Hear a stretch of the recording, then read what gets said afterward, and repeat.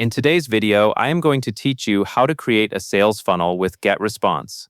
To begin, make sure you are logged into your Getresponse account, and you are looking at your main dashboard.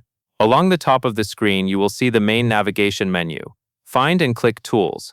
This is where Getresponse keeps the features that help you build campaigns, automate marketing, and set up complete funnel experiences. After you click Tools, look for the option called Conversion Funnel and select it. The conversion funnel area is designed to guide you through building a structured path that moves people from a first visit to an offer to a purchase and then into follow-up communication. It combines pages and emails into one organized workflow, so you can see the entire process in one place.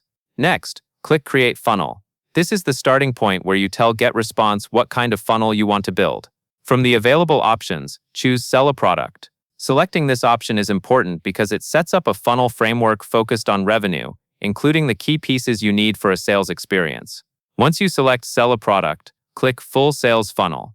This choice creates a complete funnel map rather than only one piece of it. It will include core elements like a sales page and email messages, and it is structured so you can build each part in a logical order.